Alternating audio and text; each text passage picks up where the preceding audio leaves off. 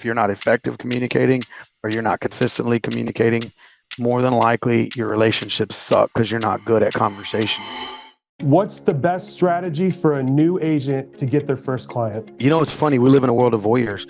Take and video everything you do every day, chop it up on CapCut and drop a video about it. People want to know what you're doing. People want to see what you're doing. They want to be a part of it. The most valuable marketing tool I can tell you is this one phrase: show people what it's like to be in business with you long before they're ever in business with you. Open your books, open your training, open your mind, open your skills, and show it with everybody. Agent attraction is client attraction. Client attraction is agent attraction. Where did you learn to negotiate? My version of negotiation is probably different than most. My job isn't to fight you or combat you. My job is to get you see my way. In order to do that, we have to become allies. Get around people that are living the life you want to live. Get around people that are learning more than just about how to make money. When you're around people that are honoring their wives and their relationships, they're honoring their God in the way they behave. They're honoring their children and their commitments and showing up as a parent. Like, man, your life just becomes better. What should an agent consider before starting a team? Starting off with your background in the business. So I got in 2005. So I've been in since 2005. I came from the restaurant industry. I managed restaurants for about 6 years before I got in. I started that when I was like 18. In 2005, I was 25. I got in and I struggled, actually. I truth be told, I lost my first house to foreclosure and I got my car repoed and thought I had it all figured out. And that shit went out the window real quick. And so I struggled the first couple years and kind of figured out what I was doing. In that period, you know, my wife is like, just go back to the restaurants, forget this crap. And I said, well, we've already lost everything. So like, what the hell does it matter? Like, why would I give up now? Like, I'm already rock bottom. Like, it's like I've gone through the hardest part. So I just didn't feel like giving up. So I didn't. And here we are, almost 19 years later and still in the industry. And I've sold over 2,500 houses. And that's it. It's just I've made a career out of it. And it's been a pretty good life so far. That's awesome about the restaurants. I didn't know that about you until I was looking at your profile today. I mean, I feel like everybody at some point in their life should work in a restaurant. My wife has not worked in a restaurant. She's awesome, but there's a lot of people that I've met while working in the restaurants that weren't so awesome. But I think it teaches people a lot, you know, in that position and how hard you have to work, you know. So the humility factor. Yeah. Sometimes can be ridiculous. Yeah. And if you compare that, if you took a restaurant person, you said, okay, look, you know, the amount of hours they put in to earn the money that they earn, and you compare it to a real estate agent, it's crazy. So as far as real estate, you know, I know you were at KW, then you were at EXP just for a minute, right? I did 2 years at EXP. Because I think we switched. I mean, I sound like I'm a stalker. I'm not really a stalker, but I do follow you kind of. Yeah, all right. But it was about the same time we switched to EXP, but I'm still at EXP. And then you got your broker's license, or did you have it before? Before I ever joined KW back in 2014, I got my broker's license, I think in 2011.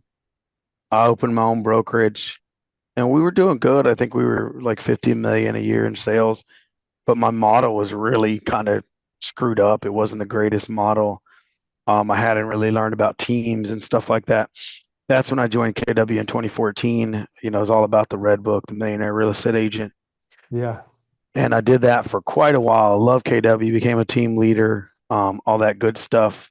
Then EXP, and then 2 years of that, like when the market started shifting like late 2022, I just asked myself, like, how do I give all my people a raise? And I had like 28 agents, I think, actually.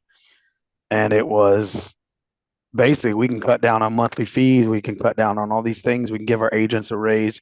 And we can, as a brokerage, start taking some of that extra money. Instead of paying it to EXP, we can pay to brokerage and then recycle that back for our agents. So it was a way for me to realize that we could help everybody in our circle with this one foul swoop. And you know, we jumped to 28, we dropped to 22 real quick. And here we haven't even hit our year mark, and we're at 55 agents right now. Wow. That's awesome, man. Congrats on that, especially in a time, I mean, you brought up 2022 and, you know, over the past couple of years, there's been a lot of changes, right? You know, I'm sure it's not just here in Kentucky. I'm sure everyone's seen the same thing, but a lot of agents fell out. A lot of I know I had a moment in my life I was like, I thought the world was coming to an end. Seen a ton of agents struggle. That was my thing is watching my own agent struggle, watching other agents struggle and saying like, what's the solution here? Like, how can we make this different? And I was actually not completely, but mostly out of production in 2022. I was only closing like 20 deals or something like that. And it was coaching and doing investments and stuff. And then I decided to jump back into sales. I actually made a drastic move and I got rid of my director of sales. I became the director of sales. And I just realized that I'm really good at selling shit and I'm really good at coaching other people on how to do it too. And I think we've already closed like 65 deals this year so far. Wow, that's And awesome. we've taken 60, I know 70 plus listings so far this year. And it's just we're on fire. And it That's doesn't seem to great. be slowing down. And we've had, I think, 7 agents have joined us just this month alone so far. That's awesome. It's interesting that you say that. You're a little ahead of me on that because it's just been maybe a month that I jumped back in and started making calls again. And I've been on a production for like 3 or 4 years, like 3 or 4. But it's amazing what it does for everyone else around you when you start doing what you're expecting everybody else to do. Uh, and I mean, it's totally changed the game for me over the past 30 to 60 days. But the very first call I made was a lady. I just put her under contract, a $600,000 farm. She said, "Well, I don't think your agent took me too seriously." I mean, and I can't make this up. It was the very first call I made. Hmm. But that keeps you in the game, like it's really interesting how much I've lost by not doing that. For me, it was, it's speed of the lead or speed of the pack, right? Yeah. The faster I run, like I think I've taken 28 listings so far this year. Wow. And it's just like spearheading everything else everybody's doing. I get more listings, which means we get more leads, which means we get more opportunity, which means we get more signs in the yard, which it's a domino effect, and it Right. starts with me. And not only that, that's a big shot in the arm to my income, right? I get to make an extra 400, $500,000 this year. That's amazing. Last year was the first year I had a bookkeeper, which I can't believe I made it. It's been 10, 11 years. I've had a team, and this last year was the first year that I didn't do the books. But the company that I've I've been doing it with has other real estate teams, so I can look at month to month what the comparisons are like industry wide. And I'm failing in a lot of places, but uh, now the cost of sale has gotten so much better since I've jumped in. That What's makes the a name of the big difference. company? They're out of Phoenix, Okay. streamlined. I don't I don't know I who the can heck send we're you. using now. Pardon? We were using the heck was their name? God dang it, now I forgot.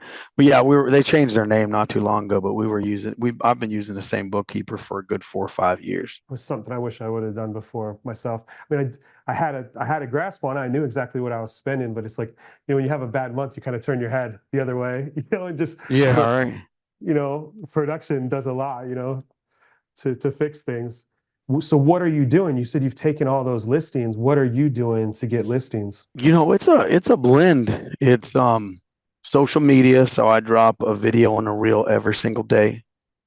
To Facebook, Instagram, I push to TikTok too. Um, I make calls every day. I'm calling for sell by owners, I'm calling expireds, and I'm also reaching out to our database, just checking on people and seeing how they're doing. Yeah. And just all those avenues, it's just turning up. But I'm a very habitual, like freakish type human being. Whenever I jump into something, it's crazy. So it was like getting on a bike. It just started to once it started flowing, it's crazy. So I'll be at 6 to 12 closings a month, probably the next like 2 months, and it'll just keep rolling from there. Like it's just I won't stop until um I have a stellar year, and that's it. How are you doing? Like as far as FISBOs and expires, you use a dialer to call them? Honestly, I don't. Well, yeah, kind of. I go on Zillow, I grab the information, I put it into Follow Up Boss, and I dial through Follow Up Boss, mainly Okay. because I just want my conversations to be recorded. So I run a Yeah. number tracking system in my team. We track text message, emails, outgoing phone calls, 2 minute plus conversations and appointments. Um, I to the formula I figured out for someone to like be consistently um, productive is 533.33 points a day on a 30-day scale monthly. If you can do that, which is roughly like 20,000. 500. Yeah, so it's 500 points. Yeah, so something like that. Yeah. 20,000. I had seen somebody said 8,000, but then as soon as I jumped in and started getting on the phones, I realized that 10,000 was easy. 10,000 was easy. It's 16,000. Okay, 16,000. So that's the number Yeah. to shoot for someone to be productive. If you have an appointment a day every day for the month, there's no way you can fail. Like it's if you Right. just meet me, and it doesn't even have to be A listing appointment. a listing appointment. It can be a break bread. It can be a relationship builder. It can be pop buys, like you name it. But that face to face is a relationship builder. Right. That's what. So that's text message, email, outgoing phone call, 2 minute plus conversation, and appointment. And for me, the all we're tracking is conversations. And if you're tracking conversations, what you're really tracking is relationships. Yeah, that's good, man. Every appointment is either a listing, a buyer consultation, or a recruiting appointment. And I track them all because, of course, a recruiting appointment to me is worth like 10 closings a year on average for an agent, right? So it's just as good as going getting 10 listings. Yeah. So I track recruiting appointments, and my right now for this month, I've got 35,901 points.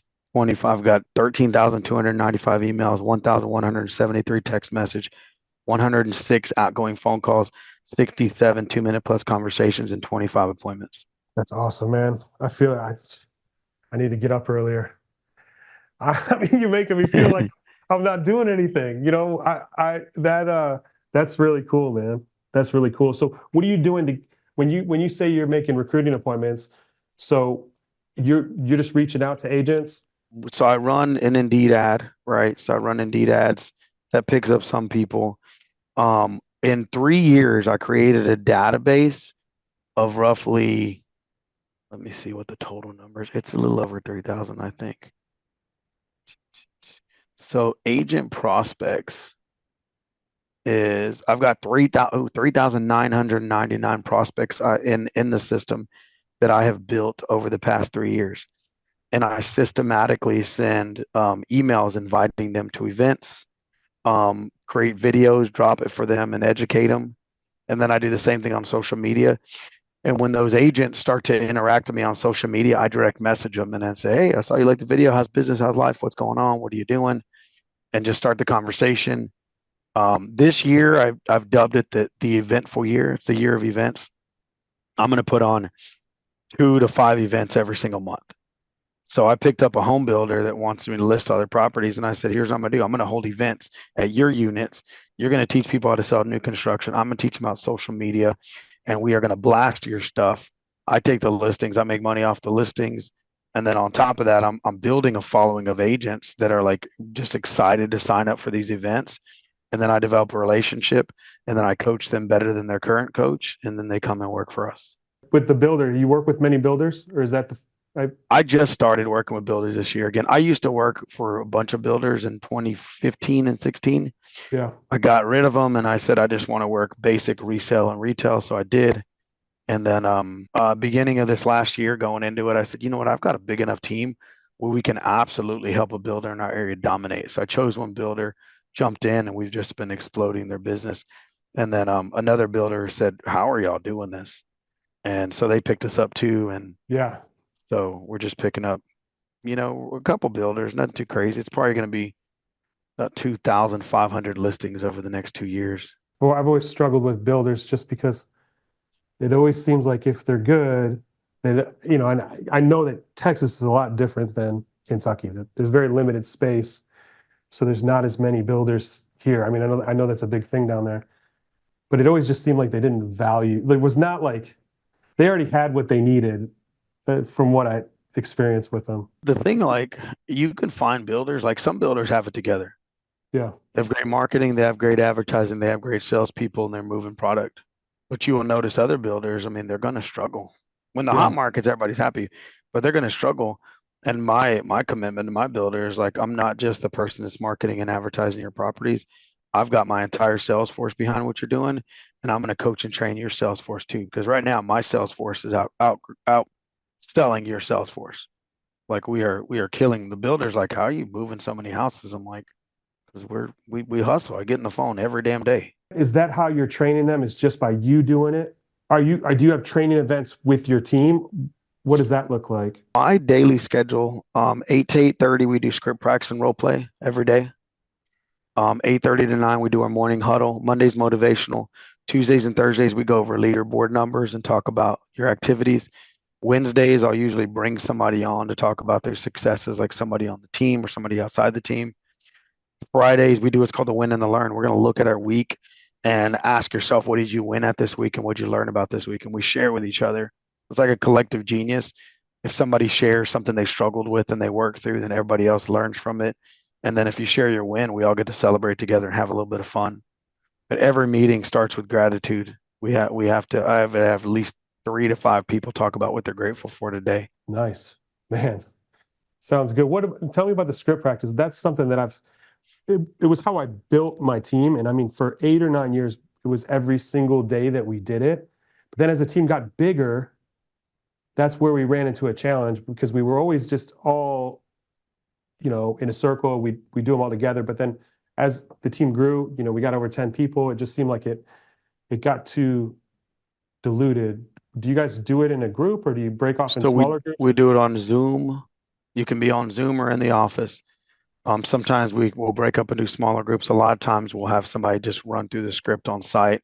Sometimes we'll get into a conversation and I'll just start explaining like the psychology of a conversation, and I'll break down one of my calls or I'll break down somebody else's calls, and we'll just talk about like what could we have done better here, like where are we missing and how do we really win next time. Yeah, So, but for me, script practice, it's more than just, I call it conversation practice. I call it relationship practice. I call it life practice. Truth of the matter is like the fundamentals that I teach is that you can't get off this planet happily without having relationships. You can deal without math, you can deal without science, you can deal without all kinds of big bull crap they teach you in school, but you will not get off this thing without learning about relationships. And to me, relationship are they're the sum of your conversations. That's what a relationship is, the sum of your conversations. If you're not effective communicating or you're not consistently communicating, more than likely your relationships suck because you're not good at conversations. So if we know relationships are one of the most important things in the world, and we know conversations create relationships, we should practice conversation every damn day. man, You that's know, fire. and I quiz people on like, I'm asking like what's the best question you can ask in this situation? And then I kind of guide them on, in order for me to help a human being, I'm not a salesperson, I'm a sales consultant or I'm a real estate consultant. So a consultant is going to be someone that really just consults someone else on what's best for them. The only way I know what's best for another human being is I have to ask so many questions and learn from them to figure out what they truly value and what's important. If not, I'm just throwing shit in the dark. Like it doesn't make any sense. But Right. once I figure out the key to their heart, I mean, we can accomplish anything at that point. Yeah. And so we practice a lot on questions like what's a BS questions, what's a good question, what's a Rolodexing question, and we just question to death until you master the art of the conversation and listening. I'm excited to share this stuff with my team just because I mean, like I said, you're famous in our office. I mean, literally. We've got I a wall. appreciate it. We got a wall. Your name's not on it, but we got a trophy wall of for sale by owner sign. So that's one of the things when I go on a for sale by owner appointment. So, I tell them about that, my signs. I said, I want to take that sign. When we're all done with this and you decide you're never going to need to use that sign again, I'm going to take it with me. That's my prize for selling your Yeah. house. But I have them on a wall. But it's just crazy how much your name comes up. But then to hear you talk, because we've never really had a conversation before, but to hear you talk, man, I mean, it's pretty in tune with a lot of the stuff that we talk about. So that's cool. On to your health, man. That's Hmm. amazing. 275 pounds to 209 pounds. About 2 year journey. In early 2022, I was 275, man. I was honestly, I would fall asleep in my office sometimes. I was so tired by like 2:30 or 3, like my energy was zapped. So, also my shoulders and my knees were in bad shape from sports and stuff. And then, my kid, some of my kids are young enough still. that they still want to engage and do stuff. And I would get home and say, I'm too tired or something like that. And I just thought to myself, what a damn shame that is that these children still want to be around me and I'm too tired. I've given all the best of me to the real estate industry and I come home and I give shit to my kids and I'm like, that is not okay. Yeah. So when the doctor had some blood panels, they're like, you're pre-diabetic, and if you don't get this under control, and they've been telling me that before. It's not like some magic thing that just happened. I knew you don't get fat by eating one taco. Like I was eating all the tacos. Right. So I was 275 and just out of shape, and 275 on my body frame. Like I carried it Yeah. okay, but it's still not good. Right. So took some blood panels, looked into testosterone because my business coach was like big on it, talking about getting in shape. So I did it, and it was great, but my cholesterol was still a little high. I had to worry about stuff like that. So I started getting on different pills and stuff, not like medicine, but like natural stuff. And that alone kind of kick started my workout journey. So I'm in a group called F3. They're all over the country. It's a free men's workout group, and it's awesome because we work out together. It's run by, different people in the group, different days, completely free. It's all over the country. So if I go to Nashville on vacation, I can find an F3 workout group Oh, cool. somewhere in the region. So anywhere you go, you're going to find it. F3 is all over the country. So I worked out with those guys. I started off Tuesday, Thursday, and Saturday, and then I found that's the only days that group in my area worked. But there was a one in the town next to us that worked out on Monday and Wednesdays. So now, and then I do a 5 mile run on Friday. So I work out Wow. six days a week, and then I usually take Sundays off unless I feel like crazy, and I'll go run or just do something. But it's a habit. Like every day, I just said I wake up, and if I doubt or I feel like I don't want to work out, I say, what would a healthy person do? And then I get up and I get my ass to work. And that got me from 275 to around 240. And then the blood sugar was still not the best. Like I was still battling some things, and so they sent me to a specialist. And I don't know if you heard of like these triglyperides or whatever the crap, like Manjaro and Ozempic Yeah. and all Yeah. that. Yeah. So they prescribed me Manjaro. I got on Manjaro, and my relationship with sugar drastically changed, like completely. I battled most nights with like I'd have to have like a cinnamon toast crunch cereal or some crap at night, and it was Yeah. no good, and it was hurting me. And so finally, I that really helped my relationship with sugars. Yeah. And between working out 6 days a week, being on, I don't know if I told you about testosterone, but yeah, the testosterone was a game changer too. So testosterone, working out 6 days a week, and then getting on the Manjaro like that, that's what in 2 years I've gotten down to 210. Wow. But I'm probably like the healthiest 210 I've been, like 209. But I'm man, I feel powerful, and my That's energy awesome. does not die out until like 10 p.m. I can go like hardcore all day long. What time of day are you working out? Are you working out in the morning or the afternoons or? 5:30 a.m. Okay. I wake up at 4:45, get ready. I'm in the car by 5:15. I'm at the park by 5:30 with the guys. We put a 45-minute workout Monday through Friday, and then Saturdays at 6:30 to 7:30 for an hour. And that's pretty much what every day looks like. It's awesome, man. So I'm sure that's affected so you said it was your kids mainly that got you going on that, but Man, it was my sex life. It was everything. Like it makes yeah. everything better. My relationship with my wife. When I get home, you know, sometimes your wife get she asks questions and you get irritated for no reason, Yeah. and that's gone away. I'm a better Right. husband. This was the game changer for health for me too. I could never do it for myself because I never cared enough for myself, right? Right. But whenever I put it about my kids and I made it about my wife, that really started to be a game changer. And then the final thing that really kind of pushed me over the top, where I started really going and getting it, was I realized that if I was crashing at 2:30, that means my mind was crashing at noon, right? Uh, and how effective is my day from 8 a.m. to noon? That's only a couple of hours. Half of my Yeah. day is garbage at that point, right? So I realized that if my energy was on high and my physical was better, my mind didn't start shutting down to like 8 or 9. So I'm getting the best of my mind all day. My body wasn't starting shutting down to like 10, 11 p.m. So I was getting the most out of every day. So inherently, I gave myself a huge raise. Yeah, Like that's I awesome. basically said, I'm going to double my income because I've doubled my energy and I've doubled my brain power so I can get 2 times more done than I did when I was unhealthy. And sometimes money can feel like a really big motivator in this business. Yeah. So you pair all that up, my family, and I made a commitment. I will see all my kids graduate. I will meet my grandchildren. Um, all those things that became my motivator. And that's why I'm on it every day. Man, that's awesome. You said something about income and, talk about giving yourself a raise. What about investments, real estate? You buy real estate? You own real estate? I do. I own an apartment complex, like storage facilities, houses, the building we're in. Like I try to buy. It's like Monopoly. Honestly, it's fun. I'm closing Yeah. on another house today, and I'll be closing on another house probably the next week. I want to buy at least a house a week, property a week.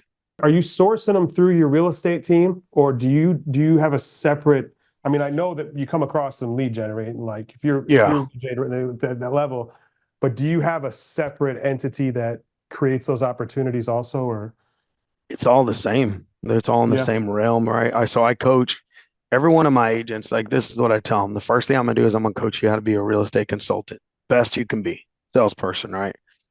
I'm going to coach you how to run your business like a business. Run it by the numbers, create predictable outcomes, create predictable habits so you know how much money you can make. Number 3 and 4 are optional. I'm going to teach you how to be an investor. Teach you every house you walk in, you ask yourself, do I want to own this house? yep, Everyone, every property you drive by, ask yourself, do I want to buy that? And then number 4 is leadership. So number 3 and 4 are optional. I'm going to teach you how to be a leader. And those are my cores, man. That's what I go over with everybody. So sales first, running it like a business, and then investment and leadership are your optionals. You get to decide that. But everybody, I coach them on formulas, how to find deals, how to run numbers on them, how to make sure you're getting a good deal. I started a hard money company, so we lend the money on it too. mm, So if you find a deal, I tell them like, don't look at a deal and say, well, I can't get it. Ask yourself, is it good enough deal? If the deal's good enough, we can put the money together. that's right. Nothing Yeah, else matters. yeah. So my lead ISA, he's leaving Thursday to go to San Antonio. He's buying a house in San Antonio. Um, we probably buy as an organization 20 houses a month. Come on, wow, Yeah. I got a kid awesome, that started with me at 19. He's 24 right now. He owns 63 houses. wow. He's That's flipping great, man. 17 as we speak, 17 houses. Wow. He's a monster. And I trained him for a year. He bought his first duplex with me at 19 and now he's killing it. But I taught him the formulas. I taught him how to put deals together, package them, how to go get the money, how to build them, how to do everything. He's Right. better than me because he speaks better Spanish, so he can run his crews quicker. So Yeah. he can run, man. His dad works for him now. He used to work for his dad as a mechanic shop. Now his dad works for him. So how are you sourcing that many deals though? How are you sourcing that many deals? Same thing. So you're lead generating, you're looking, you're asking. Tell everybody and their mom that you're looking for a house. If Yeah. you look at my social media, at least once or twice a week, there's a post that says, "Send me your deals. I'm looking to buy houses." Yeah. So everybody in my universe knows I'm looking to buy. Right. So they're thinking I'm either going to put money with Ozzie, I'm going to invest with Ozzie, I'm going to send them a deal or something. Like they're all thinking Yeah. about how to keep, in a relationship with me somehow or another. And I'm just teaching them how to do it. What's the best strategy for a new agent to get their first client? First, take your SOI, put it in your database, send out an announcement to them, letting them know that you're a person that's special in my life. I just joined this real estate company, this real estate team. Start that off, build your SOI, and then, it's funny. We live in a world of voyeurs. Take and video everything you do every day, chop it up on CapCut, and drop a video about it. People want to know what you're doing. People want to see what you're doing. They want to be a part of it. The most valuable marketing tool I can tell you is this one phrase: show people what it's like to be in business with you long before they're ever in business with you. Open your books, open your training, open your mind, open your skills, and show it with everybody.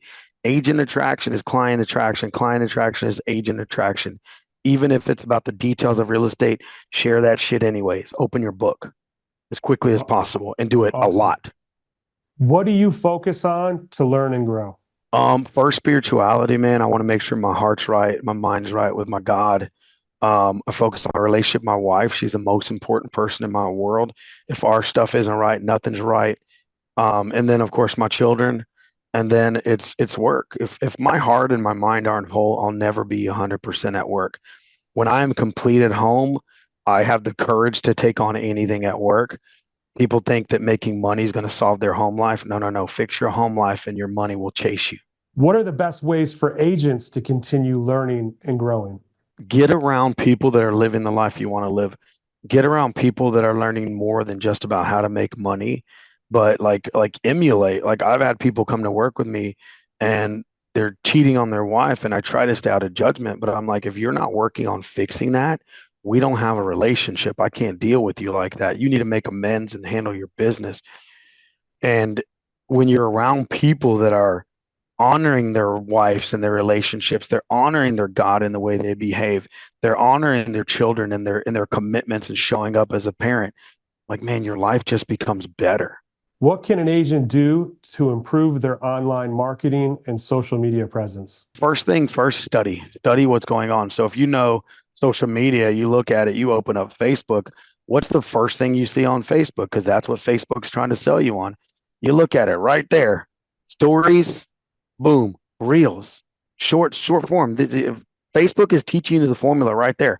So drop 60-second videos over and over and over again. Tell stories over and over and over again and focus it on this area. One, personal. Two, educate and demonstrate. Three, entertainment. And four, motivational, inspirational. Drop those type of posts nonstop every day in video format and do it every damn day because the stories go away 24 hours. So you should always be the first story you see on social media. It's awesome. Where did you learn to negotiate? My version of negotiation is probably different than most. My job isn't to fight you or combat you. My job is to get you see my way. In order to do that, we have to become allies. In order to do that, I have to like, it's not a me against you. This is a, all I have to do is say, Bob, let me ask you something. What do you want out of this transaction? What do you would be perfect for you and your client? Okay, great. If I could help you to get that, could you help my seller win too? Fantastic. Let's focus on your people. We'll try to get the win. I'll focus on mine. I'll try to get the win. But together we're going to win because I need you and you need me. Let's go. It's real good. How do you manage your time effectively? I live by a calendar. Um, I realized something years ago that it's not a time management issue, it's a priority issue. If you were saying yes to certain things, you're saying no to other things. So if you look at my schedule, the first thing on my schedule is always going to be health and family. So my workouts in the morning, getting ready for work, arriving at the office, all that good stuff, right? Family time, exercise, going to bed, lead generation, morning huddle, all that stuff. The only blank space you see on my calendar is during business hours because I create my life and fill my life first. And then whatever's left over gets business. Too many people, they fill their calendar with business and then life gets what's left over. If you shift that, your entire life will change because it's living vacation to vacation. Like on Fridays, it says at 5:30, it says date night with the greatest thing to ever happen to me. That's my wife. That is a vacation that I go on every Friday night. So guess what? The rest of the day, I'm kicking ass and I'm doing everything I need to be as productive as I possible with my day because I got a vacation to go on. I got a commitment to this wonderful woman, and I'm 10 times more productive than anybody I know on Fridays because I know I got a good thing coming. What are some common pitfalls agents should avoid? Thinking that that shiny object is going to change everything, right? Chasing money and chasing leads over leadership. Leadership is going to change your life and how you do everything. When I coach my people, I tell them, look, if you're coming here for leads or money, you are lost. We got to fix your mind. If you are coming here for leadership and becoming whole in your life, you're in the right place. Let's figure it out. The crazy thing is when you fix all that, like business will come. Yeah. So overall, like it's just, man, it's understanding like what we're really here for. Don't get lost in the BS. What do potential buyers and sellers look for in an agent? That's a dang good question. They want a professional. They want somebody who's going to get the job done. But they want somebody they can relate to. So be you, and like I said, like show everybody what it's like to be in business with you long before it's ever in business with you. If you are that joking, laughing, jovial agent, fine, you're going to attract those type of people. That's awesome. That's probably the audience you want for yourself. If you're the very serious, technical, do everything by the book agent, show the world. You're going to attract those type of people. If you are uptight, Heidi, hoity-toity, rich luxury guy, be that guy, and that's who you're going to attract. Yeah. Like you just be who you are as quickly as you can. You will attract your tribe, and you'll repel people that are not a part of your tribe, and those are both really good things. What technology does an agent need? Just the phone. This is it. Yeah. Have a as good an iPhone or whatever, Samsung, I don't know, whatever. I'm not an iPhone, Samsung type guy, but have a phone where you can record. So every day I take pictures of food, I take pictures of videos of what I'm doing. I'm gonna take a picture of this scream right now and just capture as much data as possible, right? So capture as much as you possibly can, and then later on go into CapCut and just chop up video after video after video. People wait and they plan their content and they write down their scripts. I don't do that. I just video my everyday. I capture every day, and then I go into my phone and I say, what's going to make a really good video for the consumer where I can tell them a story that's going to relate them to me? Boom, chop it up, post it, tell your story, and roll. What are some best practices for staying in contact with your past sales, for your past clients? I gotta tell you, I'm not the best at this. I do have so in my database, I use Follow Up Boss and I have Ozzie A. So I have Ozzie A, Ozzie B, Ozzie C. And these are kind of my tier of relationships. The A's are the people I want to spend the most time with. B's are kind of secondary. I want to get them to be an A. And then C's are more of acquaintances. But I spend the most time with my A's than I do anybody. A lot of people spend more time trying to generate new business, which I think is great. But it's like spending time with a stranger when your wife's at home waiting for you, Yeah. right? Your wife already knows, loves, and trusts you. She's probably one of your greatest referral partners if you spend time and energy and you love her back. Your family and your friends, the same thing. You've already got half the equation figured out with your sphere of influence. They already care for you in one way or another. So why don't you just spend more time with them and program them to help you grow your business? How can an agent diversify their income? You know what's funny? A lot of people come to me and say, I want to be an investor. I want to be an investor. I'm like, great, become a great real estate agent. That's the greatest investment you can possibly make. I mean, think about it. Using somebody else's credit, somebody else's money. You're writing a contract for somebody else getting practice. You're looking at inspections, getting practice, surveys, title, mortgage. You're getting practice on somebody else's dime with very little risk, and you're getting 3% commission or whatever you charge. Yeah. That's an investment. Start with that. And as you go, just add on to that. What are the other things? You see a good lease listing that you want to buy it. You see a good flip property you want to buy it. You see, like, just as you grow, just build it. But the number one thing is your number one investment strategy in diversifying is your income, your annual salary that you create for yourself. Don't let it fall. What are the first systems an agent looking to grow should put in place? For me, it's a habit thing. If you change your habits, you change your life. So your habits should be about communication. Your habits should be about effectively communicating every single day. It doesn't matter if your lead generation comes from a pond of leads in your company. It doesn't matter if it comes from Instagram, YouTube, or whatever. Get on the phones and effectively communicate every single day. If you build that habit, it'll change your life.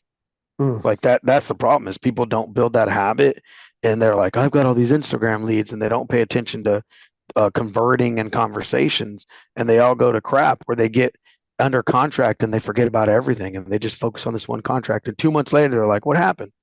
Well, you didn't yeah. build a habit of communication properly. What should an agent consider before starting a team? Very first thing is stop thinking about starting a team. Forget about that shit. I'm going to be the best real estate sales consultant in the business. I'm going to grow, grow, grow. When I can't handle it, I'm going to hire an admin. When I can't handle that, I'm going to hire another admin. Once it gets to a point where my time exchange is becoming like stressed, then start hiring some salespeople. But don't have the goal of creating a team. Have a goal of creating a badass real estate sales business. And then as you grow, ask yourself, how amazing am I at what I do, and how do I duplicate that and have other people help me duplicate it? So take all the things that are in your mind that you think about that make you uniquely you, that the consumer loves about your service and everything you do, get them out of your mind and get them into a checklist and get into a system and then share them with other human beings so they can carry them out for you. That answer right there is probably the best answer you had of the whole. That was a really good answer because I think would help a lot of people if they would listen to that or hear that, because I think they start teams for the wrong reasons. It's not it, man, I'm Like, telling you right now, yeah, there's I've built and I've exploded and built and exploded to where I'm at right now. And I'll tell you right now, this that one of them I feel like is toxic, and I hate saying that stupid word, but one thing I feel like is like poison is this conversation about I want to be out of production, and everybody talks about a seventh level team, which I get it, man. That's cool and that's sexy and all that, I guess. But here's the problem: is there's levels of so making a lot of money, and then you got to hire somebody, making a lot of money, then you got to hire somebody, and then you're going to get to this place of diminishing return where it's not smart for you to have a team, where you need to say, I don't want a team. I want a quality of life and I want to make as much money as possible.